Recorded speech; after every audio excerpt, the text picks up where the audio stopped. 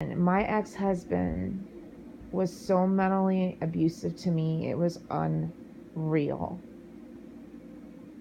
And he took me away from a wonderful man. And yes, I admit that I did wrong with my my father's son. I know that I did wrong with Travis, but he convinced me that Travis was a piece of shit. I was young and dumb and stupid. And that guy was a really good guy. He really was. And come to find out, my ex-husband was the piece of shit. But the thing of it is, what connected Gary and I together was because we kind of had the same childhood growing up, John. We had psychotic mothers, and his mother was psycho. And I think that's a lot of his pain. And then losing his father at a young age really got to him. And I felt so bad for him. And I just wanted to fix him. And I wanted to make him a better person. And we fought so hard to have a family. And I fought so hard to stay in that relationship. And I think the dancing kind of got to my head. And then he ended up going, he ended up going to school. I paid for so much shit of his. And I just guess what really got to me, what I never understood, was he promised me a better life. And when I was younger and took me away from Travis, and then I get on his freaking computer and he's looking up pornography and meeting women. And then on top of that, then I have Travis, the father of my son, who did nothing to me, you know? So it was all part of his master plan of working his way up to my family so he could get somewhere in life and to get the pretty girl, because he was a nerdy son of a bitch. And that's just the truth, and he knows it too. And he absolutely knows it, what he's done to me. And that's why he goes over to my grandma Doris's house. And it pisses me off when he gets on Facebook and he wishes her a happy birthday. I get that Madison wants to see her great grandmother. I get that. That's fine. But he has no fucking right to go in her house, period. He needs to sit out in the car. He has no right to go in that house and put down my childhood pictures. How dare that son of a bitch? My father knows exactly how that dumbass is. Yes, I forgive him, but he is the most stupidest son of a bitch in the world, and I will never forgive. I will never not forgive. I will never forget what he's done to me. I mean, just his family was what made me want to be with him. And I don't know. I don't know what happened. So it was between two stepbrothers. That's what happened. And he was mean to my son when I was at work.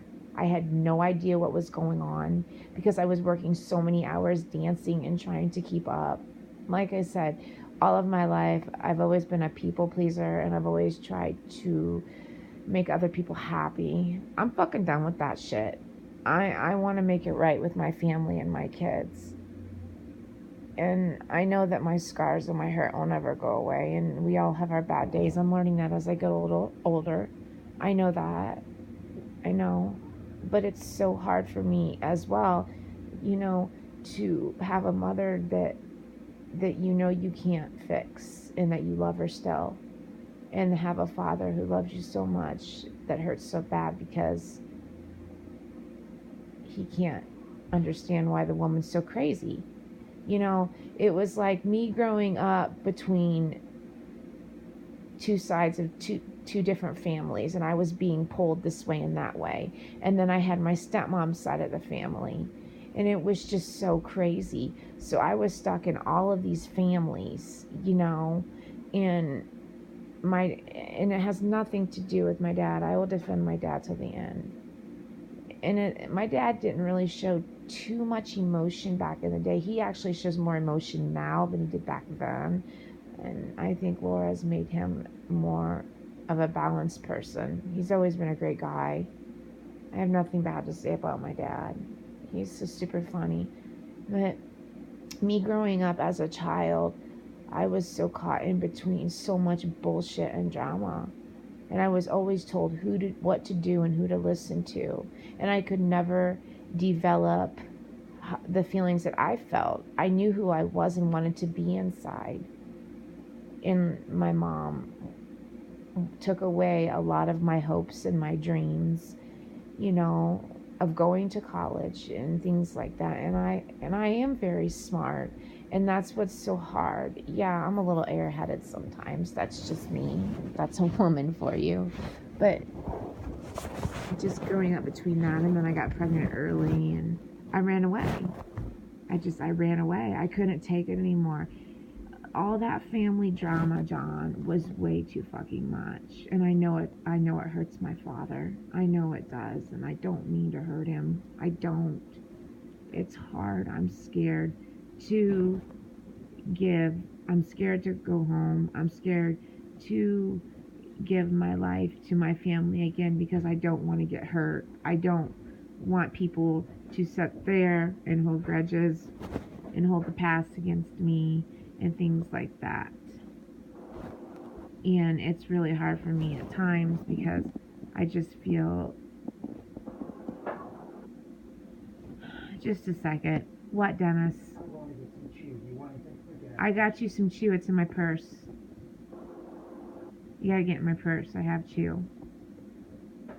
I bought you some.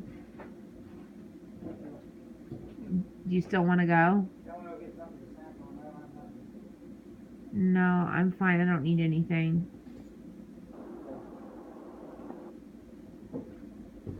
It's in my purse downstairs. I already picked you up some chew. I love you. So I bought my man some chew. I hate doing that. He sends me on chew runs. It was just so hard because all my life I was told to believe in this and to believe in that. And I had my mom, my stepmom was always there to console me and to put me on the right track in life. And then my mom would take me off and put me on another path and say, oh, don't listen to her. She just wants to give you materialistic things. No, my stepmom wanted me to have nice things. She wanted to do my hair.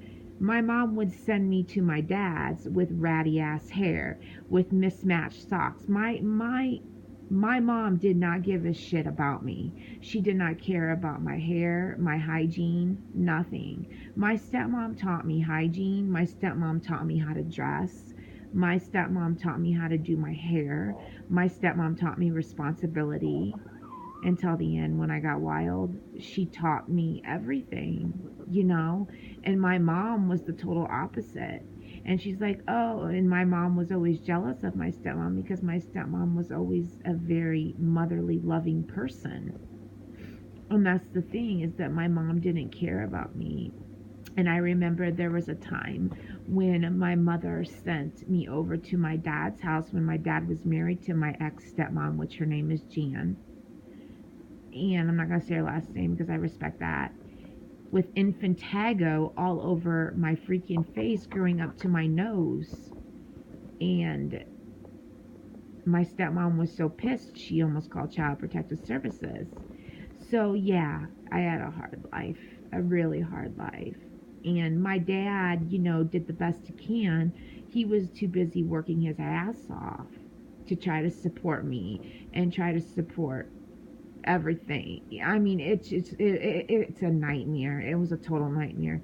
And my dad was so caught up in all of that bullshit, and it just kills him because I think, in a sense, that he wishes that he could have been there for me more. But man, he don't need to feel that way if he does, because I get it, and he's done the best he could. He done the best he could for me. That woman is psycho. And like I said, as for my ex-husband, the story. I don't really want to talk about it. It's too painful for me at times because I've tried to forget about that. I just want to be there. I want to focus on the future. I want to be there for my kids. The only thing that I struggle with is the fact that my mother is a piece of shit. She's just a piece of shit. and it hurts.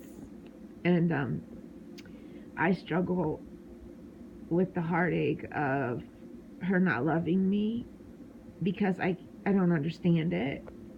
And I struggle with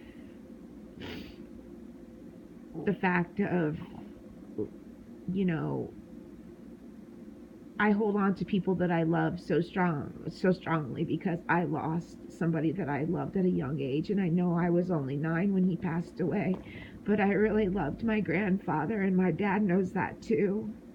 And my grandma Doris knows that too. And he was in my heart, and he sure loved me.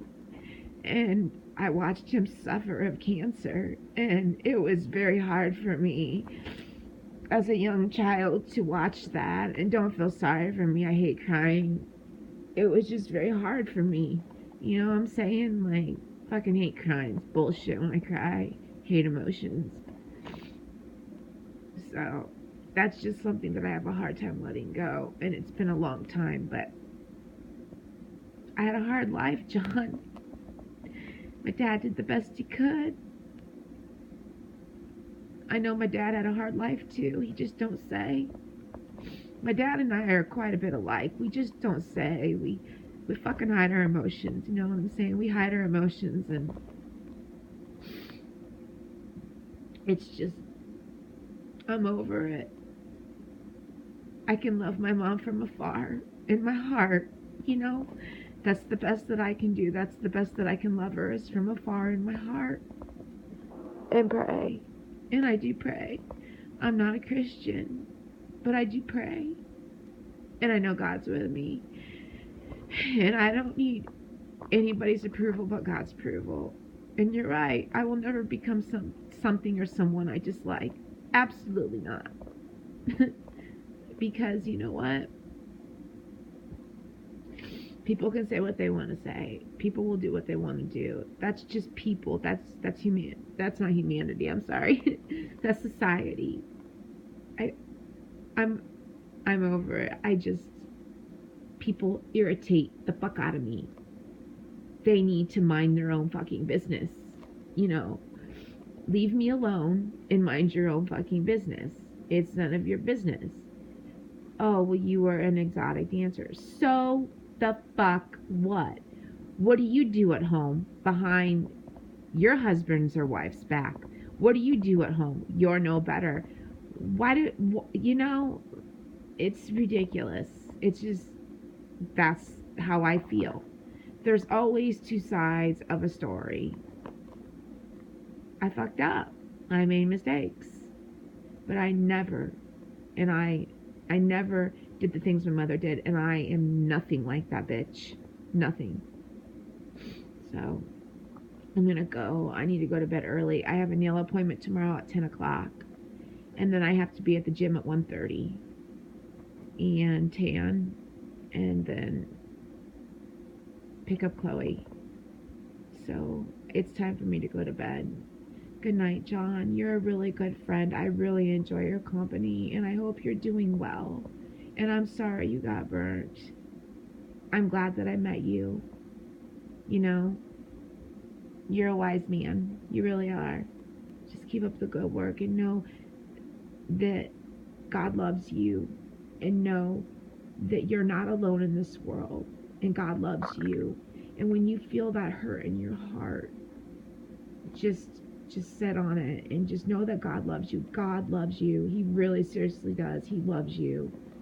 And I can't predict where I'm going. Nobody can predict where I'm going. But I know that I'm a good person, and I know that I don't do anything to hurt anybody, and I don't do anything illegal, and I don't do anything diabolical, and I don't do anything. I really don't sin but cuss and get moody. I mean, I'm